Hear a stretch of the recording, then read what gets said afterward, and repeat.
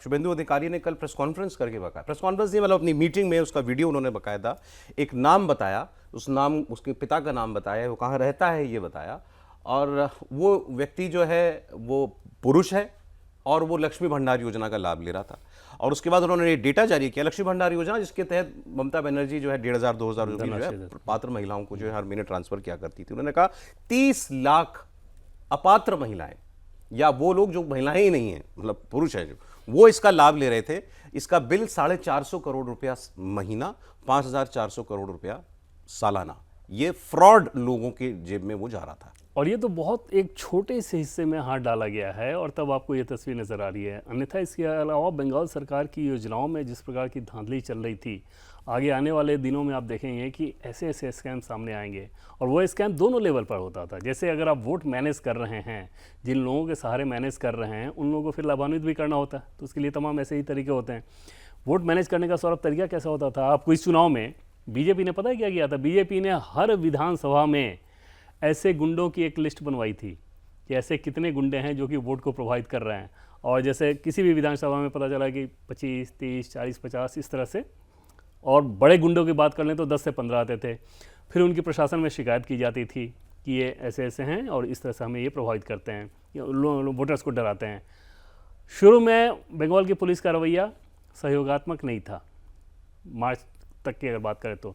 मार्च आखिर आते आते फिर उसका रवैया भी बदलाव के साथ आया और फिर उन लोगों ने एक्शन लिया। और इसमें किसी भी इस तरह के एंटी सोशल एलिमेंट के साथ चुनाव आयोग ने ये नहीं कहा था कि इनको उठाए कहीं आपको डाल देना। इनको ये था कि इनको लेकर जाओ बूथ पर और पहला वोट इनसे डलवा लो, शुरू में ही डलवाओ, उसके बाद इनको कोई हरकत ना करने दो। मतलब आपके जो लोकतांत्रिक अधिकार हैं, अगर आप दबंग हैं, दादागिरी करते हैं, क्रिमिनल हैं, तो भी उसका इस्तेमाल कर लीजिए, लेकिन अपनी दबंगई मत दिखाइए। चलिए, तो बदलते बिहार की और तस्वीरें और खबरें, क्योंकि रोजाना ही कुछ ना कुछ अपडेट मिलता है, वो हम आपके साथ डिस्कस करते रहेंगे। अब बात टीएमसी के बिखरने की कर लेते हैं। एक के बाद एक खबरें आ रही हैं। उनकी लोकसभा की सांसद हैं काकोली घोष। काकोली घोष ने पहले टीएमसी के सारे पदों से इस्तीफा दे दिया, हालांकि अभी वो कह रही है मैं टीएमसी छोड़ूंगी नहीं। उन्होंने एक और लोकसभा सांसद, और काकोली घोष चीफ विप थी लोकसभा में टीएमसी की, उनको हटा करके जिनको बनाया गया कल्याण बनर्जी, उनके ऊपर बड़ा गंभीर आरोप लगाया है।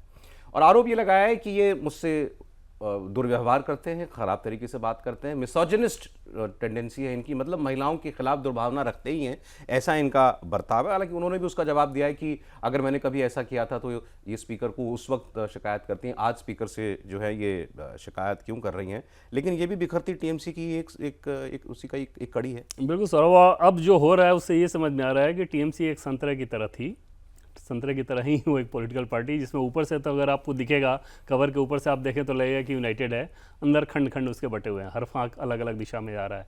इस लेवल पर अगर एक सांसद दूसरे सांसद पर आरोप लगाए और दूसरा सांसद भी सिर्फ सफाई नहीं दे रहा है, जैसे काकोली घोष दस्तीदार ने जो कुछ कहा उस पर कल्याण बनर्जी ने सिर्फ सफाई नहीं दी, बल्कि कल्याण बनर्जी ने भी दूसरा आरोप लगाते हुए ये कहा कि एक सांसद के खिलाफ नारदा स्टिंग ऑपरेशन में पैसे लेने को लेकर जो मामला है यहाँ पर प्रोसिक्यूशन का, उसकी अनुमति क्यों नहीं दी जा रही है। मतलब एक दूसरे के बारे में ये बता रहे हैं, ये बता रही हैं उनको कि वो कैसा है, और वो इनको बता रहे हैं कि करप्शन के हिसाब से। नाम उन्होंने नहीं लिया, लेकिन समझा सकता है कि सब इन्हीं के बारे में वो कह रहे हैं। और पहले भी अगर आपको ध्यान होगा कि वो काकोली घोष को उन्होंने ये बताया था कि करप्शन की क्वीन है और इस तरह की चीज़।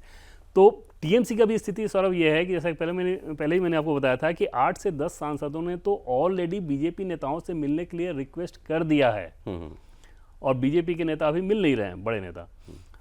और उन लोगों के रिक्वेस्ट करने के पीछे सौरभ सबसे बड़ी वजह क्या है कि उनको ये समझ में आ गया है कि टीएमसी का जो मौजूदा ढांचा है, जनता के भीतर उसको लेकर जिस चरम की नाराजगी है, वो ढांचा अब तो बुरी तरह से भरभरा गया है, सिर्फ इस विधानसभा के लिहाज से नहीं, अगले लोकसभा चुनाव में भी। और उस लिहाज से जनता का मूड समझते हुए, जनता का मूड देखते हुए वो सांसद समझ रहे हैं कि अब टीएमसी 8 से 10 सांसद आपने बताया, 8 से 10 सांसद ऑलरेडी रिक्वेस्ट कर चुके हैं। और बाकी अगर डिस्ट्रिक्ट लेवल के नेताओं के हिसाब से बात करें तो लगभग 3 पेज उनके नाम लिखे गए हैं जितनों के रिक्वेस्ट आए हैं बीजेपी नेताओं के पास। कह रहे थे आपने देखे भी हैं, वो पेज मैंने देखा है उसमें, और वो मिलना चाह रहे हैं, और सब ठीक ठीक नेता जिले कल आप थे नहीं, कल वो बीजेपी के सांसद हैं सौमित्र खान, उन्होंने तो 20 सांसद और 50 विधायकों का दावा किया कि ये आना चाहते हैं भाजपा के। ये तो बंगाल के नेताओं से इन लोगों के पास रिक्वेस्ट होगा, मैं बड़े लेवल की बात बता रहा हूँ। उनकी बात भी सही हो सकती है, वो डाउट ही मत रखिए। अच्छा। अगर आज बीजेपी अपने दरवाजे खोल दे तो उसमें इतनी बड़ी भगदड़ मचेगी टीएमसी में, लेकिन बीजेपी क्योंकि उसमें बहुत ज़्यादा कॉशस है, इस काम को अभी करना नहीं है। इस क्या तरीके दिक्कत से है? नहीं मान करना है। लीजिए फॉर डिस्कशन से अगर सौमित्र खान का दावा सही है, अगर 29 में से 20 आना चाहते हैं तो 2/3 हैं सीधे सीधे, और आप सीधे मेजोरिटी आ जाओगे। नहीं, उसमें सबसे बड़ी चीज़ उस मेजोरिटी की कोई ऐसी ज़रूरत है नहीं। बीजेपी ऑलरेडी मेजोरिटी में है, वो कहीं कंसर्न ही नहीं है, दूर दूर तक कंसर्न नहीं है। दूसरा, इंप्रेशन का बड़ा ख़राब ये होगा कि क्या है, भाजपा का टीएमसी करण हो रहा है।